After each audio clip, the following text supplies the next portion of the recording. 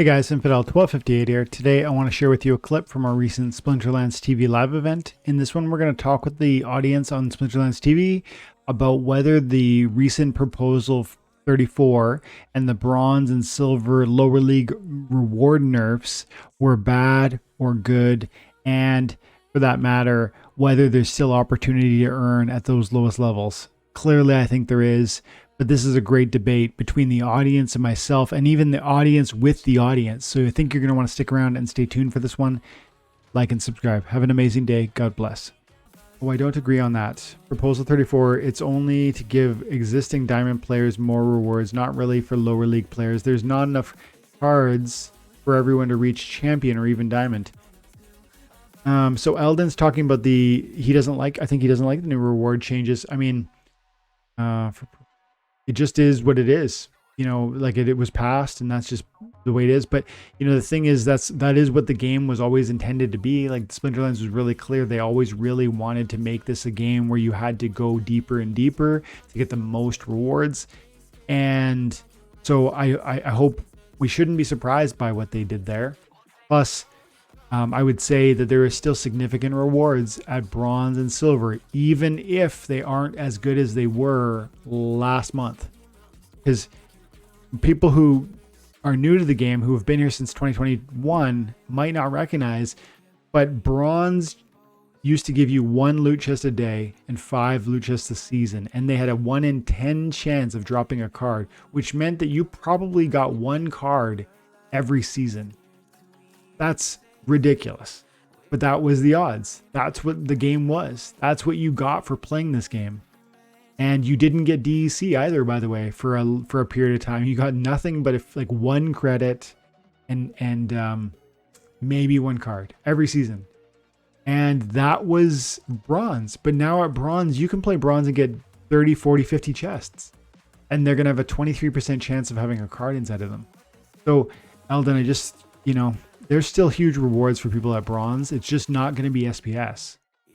And if you want that SPS, then you got to buy the SPS. And if you've been here for a year, you were given SPS, but did you sell it? Because I think a lot of people sold SPS just sleeping on it, thinking, whatever, I'll sell it and I'll buy some cards. I'll worry about that later. But now is later.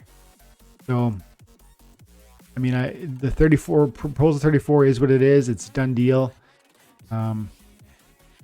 Crypto A says Jodin was under $20 at one time. I sold my Jodins for $20. Back in the day, I sold my Jodins for $20 and I bought a kitty with it for $20 per card. That was like yesterday, guys.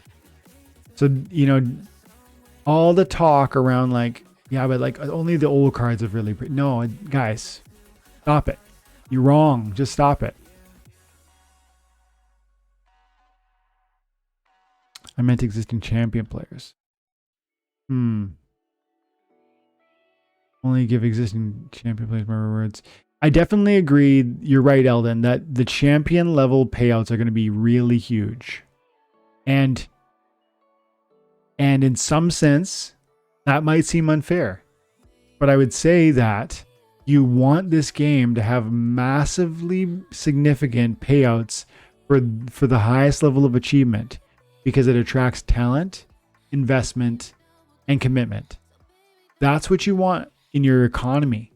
And that's what this game is aiming at and what they've been fostering.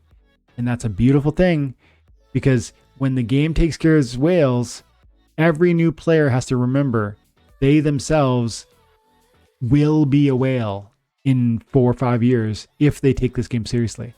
So you want a game and an economy that respects and develops and fosters that sort of commitment that is aiming at like a diamond or a champion level investor. You want them to be rewarded well so that more people buy those cards to get to that level. You want them to be rewarded well so that more people buy SPS to stake at that level.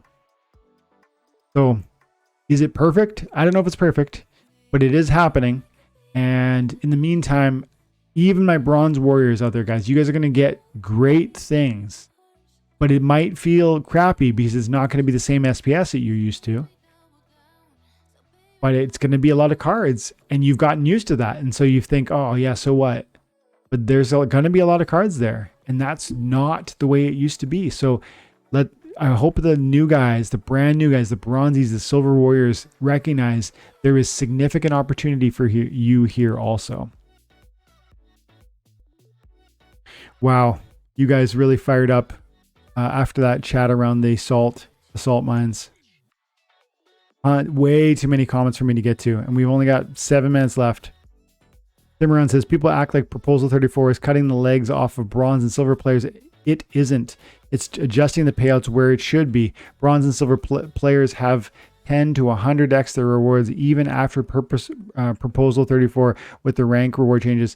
I'm with Cimarron on this one. The rewards are huge at bronze and silver. Now, the problem is, Cimarron, that the rewards were higher before this reward change, right?